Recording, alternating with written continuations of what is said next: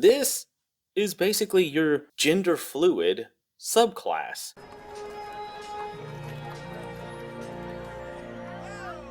Hey everyone, welcome back to the Gamers Hall. I'm Chris, and today we're going to be talking about the Lunar Sorcerer from the Dragonlance book.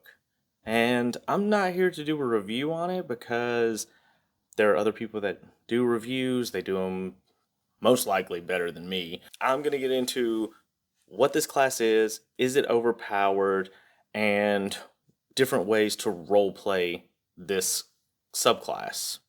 And an extra little hidden bonus of something I believe that why this class is the way it is.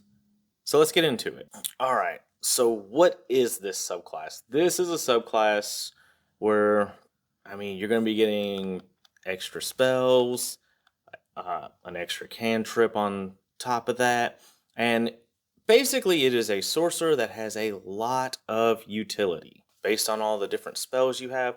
This is a type of sorcerer that says, hey, we have a situation. All right, well, I'm not prepared for it. Well, let me spend a sorcery point and change, and hey, now I'm the full moon instead of the crescent moon. Now the set of spells I have are ready for this because I have Dispel Magic now, or Lesser Restoration to shield because we're going to be in combat.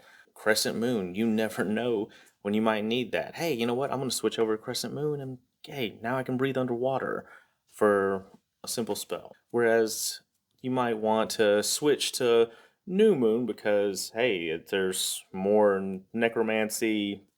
You got Hold Monster if you need it. It's very utilitarian. Now, at 6th level, this sorcerer, if you just spend 3 sorcery points, you can cast 8 first level spells. Granted, only 4 of those can be any spell you want. The other have to be from the first level spell list of what you got.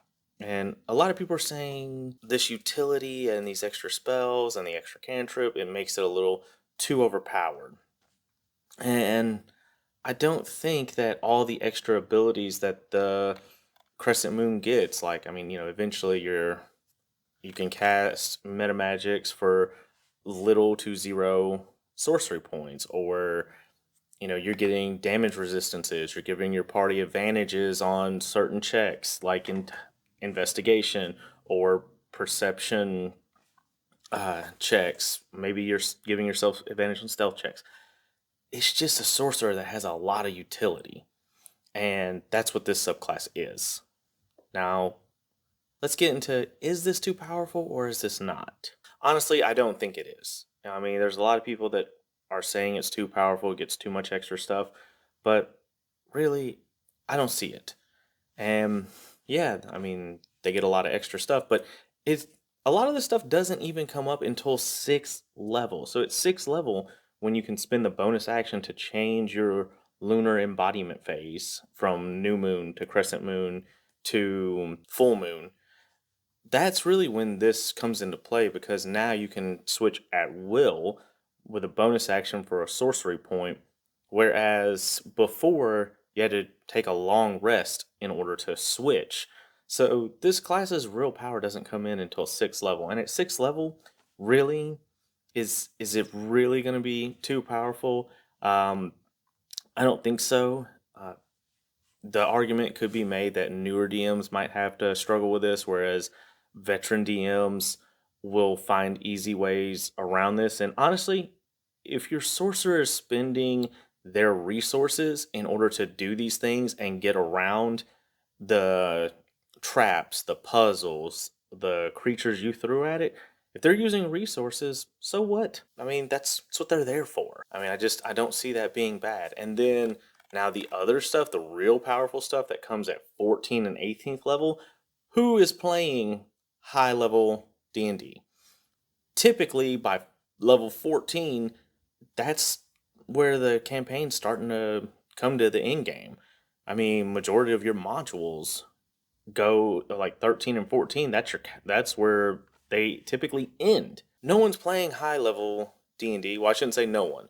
Most people aren't playing high level D&D. So this really isn't going to matter. And if you think those 6 level abilities is game breaking enough to ban this at your table, then I really think some more test play is going to be needed before people are instantly calling this too powerful. Or, I mean, I just don't see it in the earlier levels. I mean, yeah, sure, 14, 18, great stuff. 18's supposed to be powerful.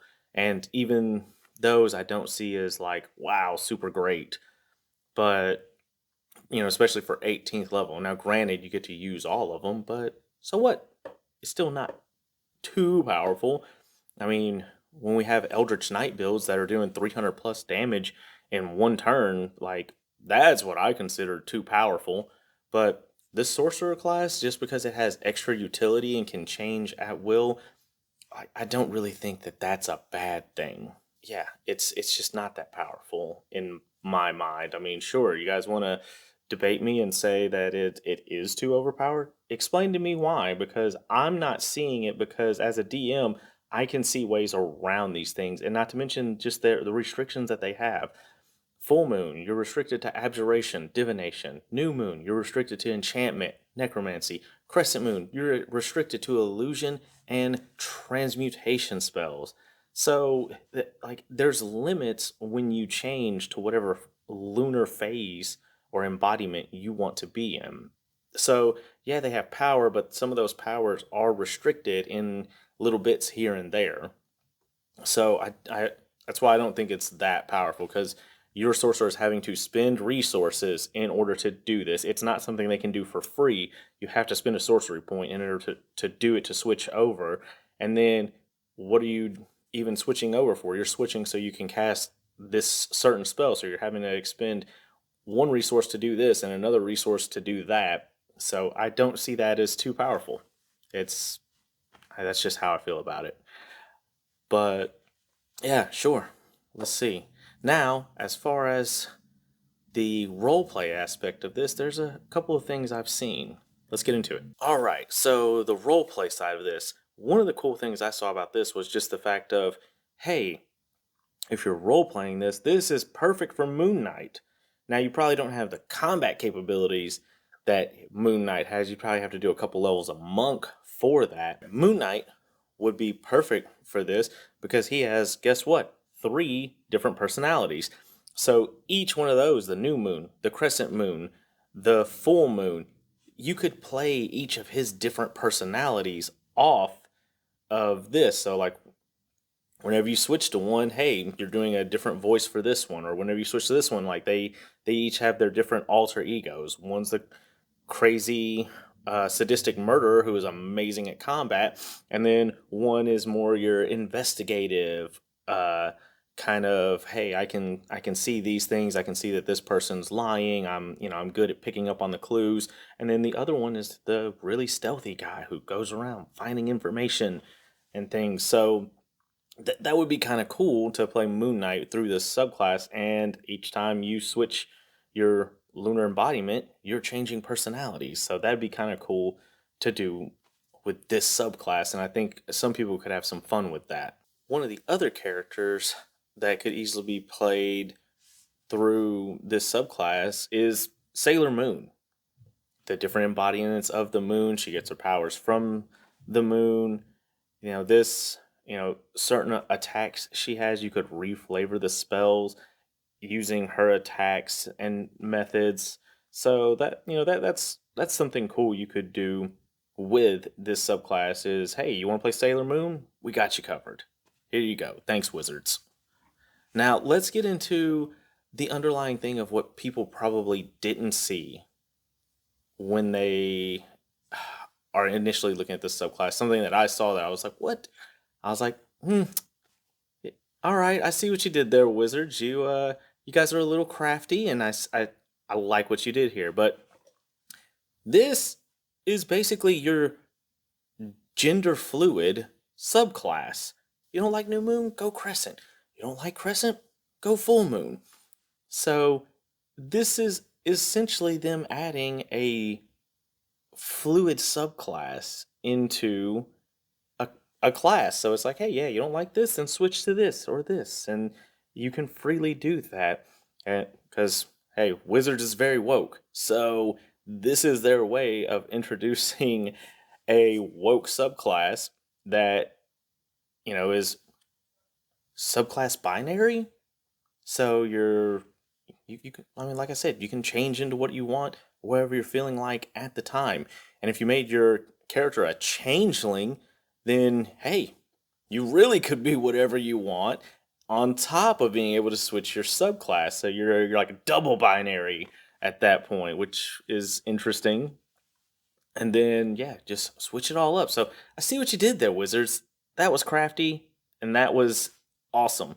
So hey, they're including everything. Have fun with it.